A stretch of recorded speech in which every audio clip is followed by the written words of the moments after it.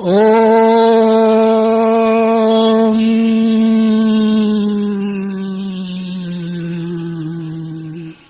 ओम का उच्चारण घंटा निनादवत करना चाहिए, जिससे कि प्राणी का अंतः स्थल में जो नसें आदि हैं वो सब खुल जाती हैं।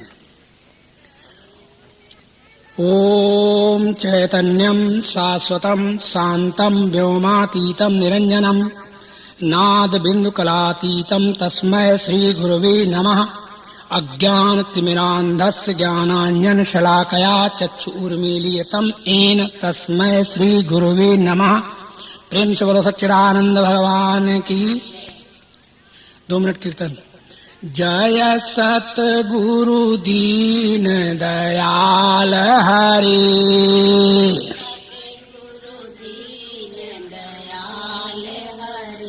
जिन्हने भव सागर पार करे,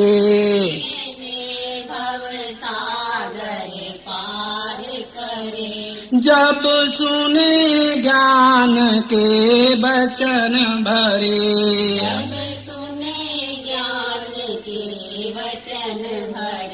दुख देने वाले कष्ट टले,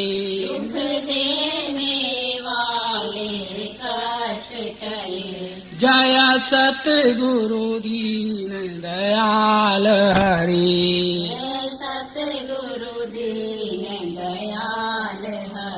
प्रेम से बोलो सच्चिदानंद भगवान की। अर्चनीय वंदनीय प्रातः स्मरणीय जगत नियंता की चरण शरण में विराजमान समुपस्थित संत समाज, मेरी ही आत्मा में विराजमान बंधुओं, माताओं और बच्चों, सौभाग्य से मनुष्य जन्म मिला। इसमें हम आपको इस समय मोह भंग की प्रक्रिया का वर्णन करेंगे। आप लोग शांति का आदान देते हुए सुने। सबसे पहले हमें ये समझना चाहिए, और जहां तक तुम्हारी मन बुद्धि दृष्टि जाती है वहां तक दृष्टि फैलाकर एक बात देखो कि ये सारी सृष्टि जैसी की तैसी, जहां की तहां, ये किसी मनुष्य ने बनाई है या किसी देवी देवता ने बनाई है या किसी और ने बनाई है। तो पता चलता है, वेदोक्त सिद्धांत में ये पता चलता है कि इस सृष्टि का रचयिता ईश्वर कहलाता है। जो समस्त ऐश्वर्य को लिए हुए कंट्रोल में कंट्रोलर है उसको ईश्वर कहते हैं। तो ईश्वर ने ये बनाई है, और कहाँ बनाई है? अपने अंतःकरण में उसने इस सारी सृष्टि को कल्पा है। इसलिए हम उसके अंतःकरण में कल्पने के नाते हम भी उसके अंतःकरण में आ गए हैं। माने स्वप्नवत उसने हमें अपने अंतःकरण में कल्प लिया है, और हमारे अंतःकरण के लिए ईश्वर का अंतःकरण हिरण्यगर्भ कहलाता है। हमारा अंतःकरण हमारे स्वप्न में जो आदमी आएंगे, स्वप्न में जो जीव या जड़ चेतन आएगा, तो उसके लिए हमारा अंतःकरण हिरण्यगर्भ कहलाएगा। तो ये सारी सृष्टि हिरण्यगर्भ में स्थित है, ईश्वर के अंतःकरण में।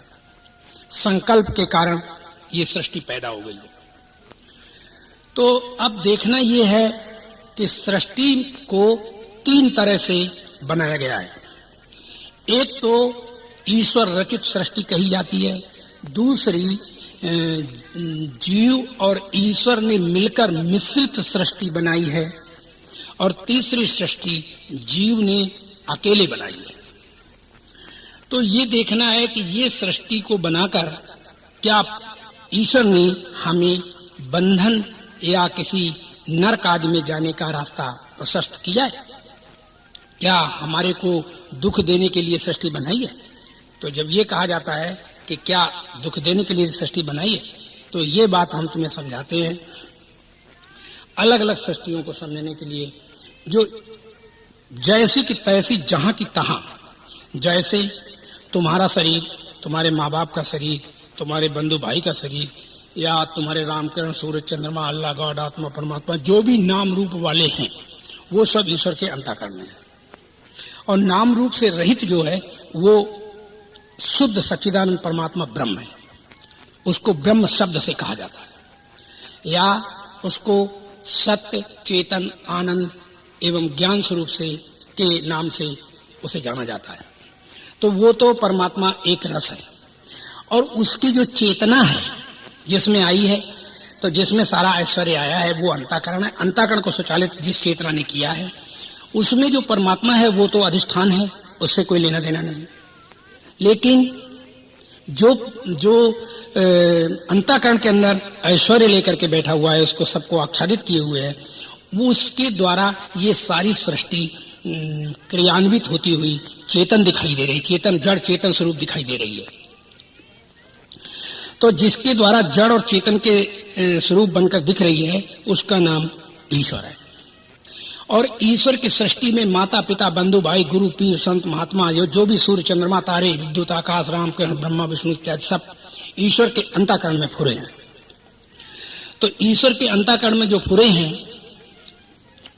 एक तरह से ईश्वर अंतःकरण, ईश्वर, रामकिरण, ब्रह्मा, विष्णु, शंकर, अल्लाह, गॉड, आत्मा, परमात्मा भी उस अविनाशी, वो जो नाश से रहित एक रस ब्रह्म है। ब्रह्म शब्द से जिसे कहा, सत शब्द से जिसे कहा, आनंद ज्ञान स्वरूप से जिसे कहा, उसी के ये सब नाम है। इस बात को समझने के लिए ये बात बहुत ज्यादा इम्पोर्टेंट है, माने बहुत ज्यादा सुंदर और कीमती है कि एको सत विप्रा बहुधा वदन्ति। वेद ने कहा एक ही वस्तु है, उसी को विद्वान नाना नाम रूपों से कहते हैं, बुलाते हैं। तो यहाँ पर देखना होगा कि नाम रूप कहते जो बुलाते हैं, तो उसी जिसका कोई नाम नहीं उसी का नाम राम कह के बुलाते हैं, उसी का नाम श्याम कह के बुलाते हैं, उसी का नाम अल्लाह कह के बुलाते हैं, उसी का नाम गॉड कह के बुलाते हैं। वो एक ही है। लेकिन इन अल्लाह, गॉड, राम, कृष्ण, ब्रह्मा, विष्णु के द्वारा हम नाना भागों में बट गए हैं। अस्तु ये नामधारी लोग, नाम वाले लोग हैं, यदि ये ऐसा जान पाए कि एक ही के सब नाम है, कहते तो सब है कि अल्लाह, गॉड, ईश्वर, आत्मा, परमात्मा सब एक ही, लेकिन ऐसा कोई ज्ञान नहीं रखता कि ये सब एक ही, तो हम लोग संप्रदायों में बट गए हैं। किसमें बट गए? संप्रदाय में। नाना संप्रदाय में बांटने वाला अगर कोई दुनिया में है तो ये नाम रूप वाले भगवान है। इन नाम रूप वाले भगवानों से जो लोग छुटकारा पा लेते हैं वो जीते जीते सत्य परमात्मा को प्राप्त करने में समर्थ हो जाते हैं। तो यहां हमें ये कहना है कि जो सृष्टि ईश्वर ने बनाई है, हमने देखना है कि क्या ये सृष्टि हमको कष्ट दे रही है, क्या दे सकती है, तो तभी तो हम इस सृष्टि को त्यागें। तो जैसे कि हमारे पिता, हमारी माँ, हमारी पत्नी, हमारे बच्चे भी हमने नहीं बनाए। किसी बाप ने एक पुत्र नहीं बनाया, किसी बाप ने अपना पुत्र नहीं पैदा बनाया, वो तो केवल द्वार भर होते हैं, और वो बनाने वाला जो है उसका ईश्वर है। तो ईश्वर की जब सारी सृष्टि है, तो जैसे अमेरिका में बम गिरे, लाखों आदमी मर जाए, तो हमको कोई दर्द नहीं होता। इतनी दर्द होता है भाई बुरा हुआ, मानवता के नाते, चेतना के नाते इतना लगता है कि हमें ये बुरा हुआ, ऐसे नहीं मारना चाहिए। लेकिन हमें ये जानना चाहिए कि हम उनको मरने से दर्द क्यों नहीं हुआ। क्योंकि अगर हमें पता चले कि अमेरिका में हमारे जहां बम गिरा है वो हमारे ही, जहां हमारे मामा, चाचा, ताऊ रह रहे हैं, वहीं उसी इलाके में गिरा है, तो हमें हाय हाय होने लगता है। और अभी जहां हमारे कोई नहीं है वहां अगर बम गिरता है तो फिर मुझे हाय हाय नहीं होती, मुझे कोई दर्द नहीं होता। तो देखो, जैसे कोई कहे कि दिल्ली शहर में, हिंदुस्तान के दिल्ली शहर में बम गिरा या गिरेंगे, तो सबसे पहले हमारे या सबके अंदर ये बात आ जाती है, ये पहले आ जाती है कि हमारे भर ना मरे, बाकी सब मर जाए, कोई परेशानी नहीं। तो हमारे न मरे, क्योंकि हमारे मरने से हमको दर्द होता है। जिनको हमने अपने मोहर लगा ली है कि ये हमारे हैं और ये पराए हैं, तो हमारे पर तो हमें ये मोह होता है कि हम ये हमारे हैं इसलिए ये ना मरें। अच्छा, पराए इसलिए मरें कि चूंकि हमारे सामने ये खड़े क्यों हैं, तो पराए मर जाएं तो हमें कोई परेशानी नहीं। तो ये जो बात है इसको समझना है। तो एक तो सृष्टि ईश्वर ने बनाई, जैसे किसी माँ बाप ने बेटे को नहीं बनाया, माँ बाप केवल द्वार भर हैं। ऐसे ही हमारी कहानी है कि ईश्वर ने जो सृष्टि बनाई है, जैसे हमारा पिता, हमारे पति आदि जो हैं वो बाहर जाकर के कहीं मर जाएं और हमारे पास खबर ना आए तो हमको दर्द नहीं होता। क्यों? क्योंकि ईश्वर का बनाया हुआ पति था, तो वो मरे या जिंदा रहे। तुम्हारा अभी बनाया हुआ तो अंदर बना हुआ है, तो वो मरा नहीं, वो तो ईश्वर का बनाया हुआ मरा है, इसलिए कष्ट होता है। तो फिर आगे बताते हैं, दुनिया में कोई ऐसी चीज नहीं है कि जो हमें कष्ट दे सके। तो एक तो ये सृष्टि ईश्वर ने बनाई, दूसरी सृष्टि और है जिसको कहते हैं ईश्वर और जीव, इन दोनों ने मिलके बनाई है। ईश्वर और जीव दोनों ने मिलके कौन सी सृष्टि बनाई है? तो जैसी की तैसी, जहां की तहां जो दिख रहा है वो तो ईश्वर का सब निर्माण किया हुआ है और ईश्वर ही ने आच्छादित कर रखा है। ईश्वर ही उसको अपनी उसमें कला से चलाता है, इसमें और कोई चला नहीं सकता, सबको आच्छादित उसने कर रखा है। अच्छा, और दूसरी होती है ईश्वर और जीव ने मिलके बनाई, वो कौन सी सृष्टि है? जैसे पृथ्वी मनुष्य ने नहीं बनाई, मनुष्य ने पृथ्वी को लेकर, मिट्टी को लेकर और ईंटें बना दी और ईंट बना करके उसको पका करके और दीवारें बना दी। अब ये कौन सी सृष्टि है? मिट्टी तो ईश्वर की बनी हुई है और ईंटें तुम्हारी बनी हुई है, दीवारें तुम्हारी बनाई हुई है। तो इस सृष्टि का नाम मिश्रित सृष्टि है, मिली जुली। जैसे कपड़ा आप पहने हुए हैं तो कपड़े में रुई जो है वो मनुष्य ने नहीं बनाई, जीव ने नहीं बनाई, फिर किसने बनाई? ईश्वर ने बनाई। और उसको लेकर के हमने धागा बना के कपड़ा हमने बनाया, बुना। तो ये किसने बुना? माने हमने बुना। तो इसका मतलब है कि जीव जो है वो सृष्टि, कुछ सृष्टि तो जीव ने बनाई और कुछ सृष्टि इसमें ईश्वर की है। ईश्वर की बनाई हुई रुई है और कपड़ा बनाया है मनुष्य ने, जीव ने। तो इसे मिश्रित सृष्टि कहते हैं। जैसे लौकी, तरोई, टिंडे इत्यादि सब्जियां जो हैं वो ईश्वर ने बनाई, तुमने कुछ नहीं बनाया उसमें। लेकिन छोल करके, मणिया करके, टुकड़े करके और फिर पकाई किसने? तुमने। तो अब पकी हुई सृष्टि कैसी है? मिश्रित, मिली जुली जो सृष्टि है ये भी हमें पालती है। मिली जुली जो सृष्टि है ये भी हमें पालती है। जैसे मेरा बेटा ईश्वर ने बनाया, किसने? ईश्वर ने बनाया, लेकिन उसका नाम किसने रख दिया? बेटा, तुमने। तो कैसा हुआ? मिला जुला। कुछ भगवान का है और कुछ तुम्हारा। तो तुम भगवान का मरे तो भगवान जब वो बाहर कहीं चला गया वहां मर गया और हमें पता नहीं, तो हमें कोई कष्ट नहीं, क्योंकि अभी हमारा जिंदा है जो हमने बनाया। और जब उसकी खबर आती है, और याद रखो, हमारा बाहर गया हुआ बेटा या बाहर गया हुआ पति या बाहर गया हुआ पिता मर गया तो हमको कष्ट नहीं देगा। और जब वहां से खबर आएगी कि अमुक मर गया है तब हमें कष्ट होगा। तो प्रश्न आता है कि क्या खबर आने से दर्द हो जाता है? नहीं, खबर आने से दर्द नहीं हुआ। फिर कैसे दर्द हुआ? वो तो पिता तो बनाया हुआ भगवान का था, ईश्वर का था, तो वो मरे या जिंदा रहे उससे तुम्हारा कोई लेना देना नहीं। तुमने अपनी ओर से उसे पिता माना है, पिता कहा है, तो पिता की वो एक फोटो तुमने अपने हृदय में बसाई है।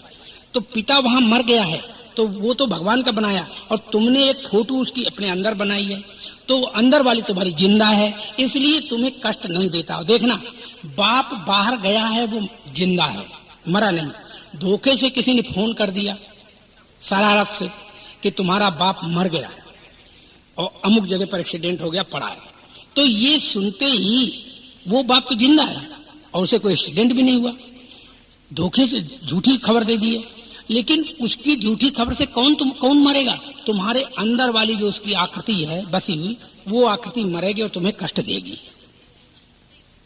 तुम्हें कष्ट देगी। इसलिए तुम्हें समझाते हैं कि दूसरी बनी हुई सृष्टि जैसे टिंडा तरोई वगैरह, तो ये सब ईश्वर और जीव रचित है। तो ये हमें पालते हैं। जैसे ये मकान ईश्वर की बनाई हुई मिट्टी है इसमें, और दीवारें आज तुमने बना ली, तो ये तुम्हें पालती है, ये कष्ट नहीं देती। अब एक सृष्टि तुमने अपने आप बनाई है, और जो सृष्टि तुमने अपने आप बनाई है उस सृष्टि को तुम्हें समझना है कि वो क्या करती है। तो अपने आप बनाई हुई सृष्टि में जो भी कुछ होता है फिर वो हमें कष्ट देता है। तो ईश्वर रचित सृष्टि सारी मर जाए, हमको कष्ट नहीं होगा। और ईश्वर की रचित सृष्टि से हमें तो कष्ट नहीं देती, इसलिए इससे संन्यास लेना भी हमारे लिए उचित नहीं है। संन्यास भी हम ना लें, क्योंकि इसमें संन्यास कोई ले ही नहीं सकता। जहां मर के जाओगे वहां भी ईश्वर रचित सृष्टि होगी, जब जिंदा हो तो वहां, जंगल में जाओ तो वहां, जहां जाओगे वहां ईश्वर की सृष्टि से कोई संन्यास नहीं ले सकता, एक बात। और संन्यास ले भी हम तब जब ईश्वर की सृष्टि हमें कष्ट देती हो। तो ईश्वर की सृष्टि हमें कष्ट नहीं देती, इसलिए इससे संन्यास लेने की आवश्यकता ही नहीं है। अब आता है कि ईश्वर की सृष्टि तो हमें कष्ट देती नहीं। अब आता है मिली जुली सृष्टि क्या कष्ट देती है? ईश्वर और जीव की बनी हुई जो मिली जुली सृष्टि, क्या ये कष्ट देती? नहीं, ये भी निकटतम कष्ट नहीं देती, बल्कि और पालती है। कपड़े तुम्हें पालते हैं, मकान तुम्हें पालता है, सब्जियां तुम्हें पालती हैं, रोटी दाल वगैरह वगैरह सब चीज पालती है तुम्हें। तो ये जो पालती है तो ये भी सृष्टि हमको कष्ट नहीं देती।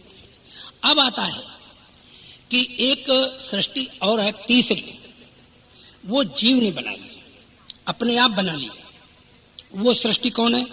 वो सृष्टि है, जैसे मैंने तुम्हें बताया कि एक व्यक्ति के यहाँ मैं भोजन खाने गया, तो भोजन खाने गया तो वहाँ कुछ लोग बाहर आ रहे हैं, कुछ लोग भीतर जा रहे हैं, कुछ लोग ऐसे चहल पहल है उसके घर में। तो मैंने पूछा अचानक कि भाई कौन सा फंक्शन मना रहे हो आप लोग आज, जो तुम्हारे यहाँ बहुत से लोग आ रहे हैं जा रहे हैं, क्या बात है? तो एक व्यक्ति बोला कि महाराज हमारे अमेरिका से आज 2 बजे के प्लेन से, हवाई जहाज से नानी नाना अमेरिका से आ रहे हैं, उनको लेने के लिए हम जाएंगे, सब लोग तैयारी कर रहे हैं। तो एक व्यक्ति बोला कि महाराज हमारे मामा मामी आ रहे हैं, मैं उनको लेने जाऊंगा। एक बोला चाचा चाची महाराज हमारे आ रहे हैं, उनको हम लेने जाएंगे। तो एक बोला माता पिता आ रहे हैं महाराज, उनको हम लेने जाएंगे। एक बोला भाई और भावज आ रहे हैं, उनको लेने जाएंगे। तो हमने कहा कि ये बताओ कि सारा हवाई जहाज ही तुमने बुक करा रखा है, इतने सारे आदमी आ रहे हैं? हमने कहा, तो बोले नहीं साहब, नहीं महाराज तुम समझे नहीं। तो हमने कहा क्या बात हो गई, क्या नहीं मैं समझा? बोले आप ये नहीं समझे कि आदमी तो 2 ही हैं। आदमी कितने? और नाना नानी चाचा चाची भाई भावज माता पिता मामा मामी, ये कौन है? यानी 2 ही आदमी हैं, और इनके जो नाम हैं वो सबने अलग अलग रख लिए हैं। तो ये नाम भगवान ने नहीं रखे, ये हमने रखे। माने जीव निर्मित ये सृष्टि है। नाम और गुण, स्वभाव, धर्म जो उसके दिखाई देते हैं, तो उन्हीं को उसने अपना मान लिया है। नाम रख लिया कि ये मेरा मामा है, ये मेरा चाचा है। तो मामा चाचा जब मरेगा तुम्हारा, तब तुम्हें कष्ट होगा। और मामा चाचा नाम ना रखो उसके और फिर मर जाए तो कोई कष्ट नहीं देता। इसलिए हमारी बनाई हुई सृष्टि ही हमें कष्ट देती है, ईश्वर की बनाई नहीं और मिलीजुली सृष्टि भी नहीं। जब भी कभी हमें कष्ट होगा तो वो हमारी बनाई सृष्टि हमें कष्ट देती है। इसीलिए हर व्यक्ति को वेद ने कहा है कि संन्यास ले ले, अंततो गत्वा, अंत में उसे संन्यास लेना चाहिए। किसी ने पूछा कि ये संन्यास किससे ले, तो संन्यास ऐसे नहीं, कपड़े रंग लो और घर छोड़ करके जंगल चले जाओ और फिर अपने घर के बच्चे भाई बंधु मामा चाचा को याद रखो, तो तुम्हारा संन्यास नहीं होगा। संन्यास तो तब होगा चाहे जहां रहो, माता पिता बंधु भाई इनसे तिलांजलि लेना है, इन नाम रूपों से। बहुत से लोग क्या करते हैं कि माता पिता बंधु भाई को तो छोड़ देते हैं, कहते हैं ये हमारे नहीं है, लेकिन बाहर जाकर के चेला चेली बना लेते हैं। अब वो चेला चेली बना लिए तो वो भी सृष्टि बन गई। अब चेला चेली मरेंगे तो फिर रोएंगे बैठ के। इसलिए जो समझदार व्यक्ति है वो संसार में कहीं रहता है, वो कुछ बनाता नहीं है और सब कुछ काम चलाओ सरकार चलाता है। काम चलाओ सरकार कैसी? जिसको जो चाहा नाम रख लिया। जैसे हम बाजार में जाते हैं, मार्केट में जाते हैं, किसी भी आदमी से हम कहते हैं भाई साहब, बहन जी, माता जी, हरी साड़ी वाले, लाल साड़ी वाले, टोपी वाले, घड़ी वाले, रिक्शा वाले, तो ऐसे कह के अपना काम चला लेती है। तो हमें कोई उनके नामों से कोई लेना देना नहीं, लेकिन काम चला लिया अपना। तो ऐसे यदि नाम के द्वारा काम चलाओ सरकार बनाई जाए, नाम रखे जाए, तब तो ठीक है। और जो कहा ये नाम ही हमारा, यही हमारा सत्य है, तो ऐसे करने पर तुम्हें कष्ट ही कष्ट मिलेगा, सुख और आनंद तो मिल नहीं सकता। जब तो इसीलिए सन्यास, ये सन्यासी लोग लेते हैं कि सन्यास में हम निश्चित रूप से अपने घर, अपने बनाए बच्चे, अपने बनाए माता पिता, अपने बनाए इष्ट मित्र, इनसे, इन नामों से सन्यास लेना है। और ये नाम से सन्यास तभी कोई ले सकता है जब जीते जीते अब इनसे सबसे अलग हो जाए और इनसे फिर संबंध ना रखे। और अगर संबंध रखेगा तो मामा मामी चाचा चाची बने रहेंगे। इसीलिए हम अपने लोगों को ये शिक्षा देते हैं, ये दीक्षा देते हैं कि याद रखो, संसार में चाहे जहां जाओ तो कभी बहन और माता और बहन और भाई, इन तीन शब्दों से अलग कोई रिश्ता दुनिया में नहीं चलाना। अगर तुम्हें माँ मिले तो उससे माँ कहो, अगर उसकी बेटी मिले तो उससे माँ कहो, अगर उससे उसकी और पोती मिले तो उससे भी बेटी या बहन कहो। तो ये नहीं कभी कहना चाहिए, सबको माँ ही माँ चिल्लाना चाहिए, बस एक ही शब्द संबोधन करो, तो फिर तो गाड़ी चल जाएगी। और जैसे तुमसे कहा कि बहन जी, तो तुम्हारा जो लड़का है उससे वो कहेगा भाई, और फिर उसकी पत्नी से कहेगा भाभी, तो ऐसा जो रिश्ता है वो तुम्हें बंधन में डाल देगा। तो सन्यास में एक ही नाम से काम चल जाता है। बहन कह लो, अगर ज्यादा छोटी तो बहन कह लो, बराबर की वो बहन कह लो, और नहीं तो सबको माँ कहो, क्योंकि जो सब स्त्रियां हैं वो देवियां हैं हमारे यहाँ, और देवी जो हैं वो हमारे यहाँ माँ कहलाती हैं। तो आज पैदा हुई वो भी माँ है, और हमारे बराबर की वो भी माँ है, और हमसे बड़ी भी है वो भी माँ है। तो माँ शब्द से काम चल जाए तो बहन नहीं बनाना चाहिए। और दूसरा, भाई शब्द से काम चलाओ। पिता मिले तो भाई, बेटा मिले तो भाई, और उसका बेटा मिले तो भाई। मैंने कभी भूल करके ये मत कहो कि उसका बेटा है तो वो तुम्हें चाची कहे, चाचा कहे, बहन कहे, तो ये बिल्कुल मत कहना। अगर कोई कहे तो कहे नहीं, भाई बहन बस, और कोई रिश्ता नहीं। हर आदमी जो आए, तो फिर क्या होगा, नहीं तो भाभी कह के फिर मजाक करने लगेगा, तुम फंस जाओगे। इसलिए जिस नाम से तुम्हारा काम चल जाए वही नाम पर्याप्त है। तो इस दुनिया में और कोई भी तुम्हें कष्ट नहीं देता। तुमने जो अपना नाम रूप जिनके ऊपर रख लिया है, वही तुम्हें नाम रूप वाले जब कष्ट, बीमार होंगे तो तुम्हें कष्ट होगा। अब थोड़े से कोई बीमार हुआ, फौरन देखने भागे, क्योंकि तुम्हारे पास पैसा इतना है, 10 बार जाओ 10 बार लौटो, क्या हानि है आजकल। नहीं तो कोई आदमी कभी चिट्ठी से, फोन से पता चल जाता है, तो फिर मत जाओ, लेकिन नहीं मानते, कहते हो तो जाना ही पड़ेगा।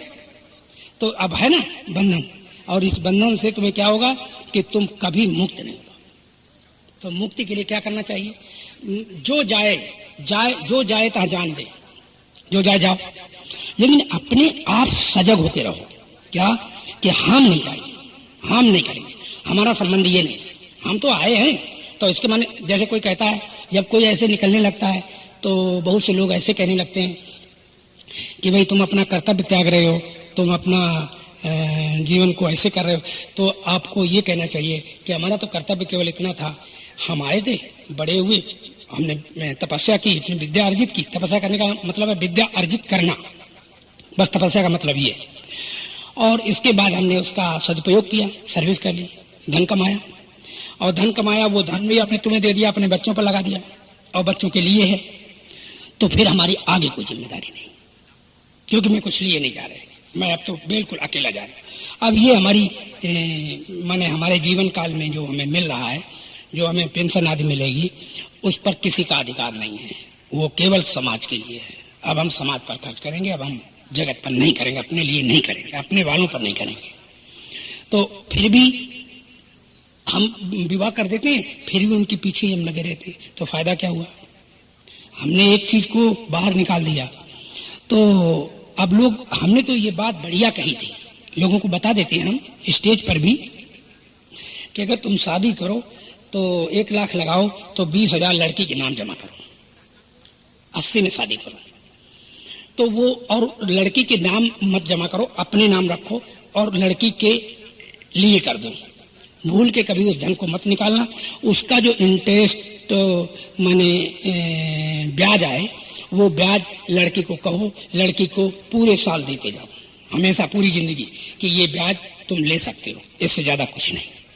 और बस हमारा काम खत्म हो गया, हमारा तो यानी काम ही खत्म हो गया। अब तुम नहीं करो तो जा रो रो मरो, हमें क्या, उससे हमें क्या लेना देना। अब क्या है, बात बात में लोग कहते हैं कि वो हमारा कर्तव्य है। बोले क्या? कि भाई फला लड़की के यहाँ फला काम है, अब हमें करना है, फला भाई के यहाँ ये काम है, फला भाभी के यहाँ ये काम है, भला अरे तो अब जिंदगी भर तो तुमने भाई भाभी और गुरु और पीर संत महात्मा बनाए, उनके ये काम, तो तुम फंसे रहे जिंदगी में। मनुष्य को फिर कुछ नहीं त्यागना चाहिए, गुरु को भी त्याग देना चाहिए इस तरह से कि भाई गुरु के पास जब तक काम है तब तक तो तुम कराइए, दीजिए और वो करे। और जो नाजायज फिर पैसा आए और वो दुनिया की चीजें बना बना छोड़ने लगे, तो फिर उसको गुरु को भी पैसा नहीं देना चाहिए। गुरु को तब तक देना चाहिए जितना कि गुरु को जरूरत है। और अगर वो सृष्टि में आकर अपनी प्रॉपर्टी बढ़ाता चला जाए तो उसको ऐसे समय में पैसे धन आदि को नहीं देना चाहिए। हमारे यहाँ तो ये बात तुलसीदास ने लिखी है रामायण में कि हरयसी से धन शोक न हरई, सो गुरु घोर नरक महा परई। ऐसे लिखा कि शिष्य को तो बना ले और शिष्य के धन को दक्षिणा में लेता रहे, और उसके शिष्य के शोक को दूर ना करे। और शोक तब दूर होगा जब तुम मोह के जाल से किसी को निकाल दोगे। और जब तक मोह में फंसाओगे, लड़के रहो, बेटी में रहो, चाची में रहो, चाचा में रहो, कहोगे हम मोह से पार हो जाएं, दलदल से पार हो जाएं, तो नहीं हो सकते। इसलिए लड़के नाती पोते सबके लिए हमारा कर्तव्य है क्या, जितना हो सके हम सबको बराबर करते चलें, और जब कर दें तो फिर हमारा कोई काम कर्तव्य नहीं। बचा लें, कुछ बचा के उनको रख दें और उसका इंटरेस्ट उसको अपने सौंप दें कि तुम इतना पैसा ऐसे ऐसे निकालते रहना साल में, अब हमारा कोई काम नहीं। कुछ लोग कहते हैं कि 1 साल तो देना ही पड़ेगा, 1 साल तो करना ही पड़ेगा। तो ये सब तुम्हारी अपना जीवन है, चाहे जैसे करें, क्योंकि तुम्हारे पास है इसलिए कर रहे हो। जो लोग जिनके पास नहीं होता, क्या वो अपने लड़की बच्चे नहीं पालते, परंतु वो भी संसार में जितना हो सकता है वो भी पत्रम पुष्पम फलम तोयम कुछ न कुछ जाकर दे आते हैं, बस ठीक है। तो सृष्टि में आए हो, तुम्हारा बनाया हुआ जगत, तुम्हारी बनाई सृष्टि जो नाम रूप वाली है, क्या है तुम्हारी बनाई हुई सृष्टि? नाम और रूप, बस ये तुमने बनाया है। और नाम रूप वाली सृष्टि ही जब मरेगी तो कष्ट देगी। और जो सारी जो सृष्टि है जिससे हम काम चलाऊ नाम रख लेते हैं, तो वो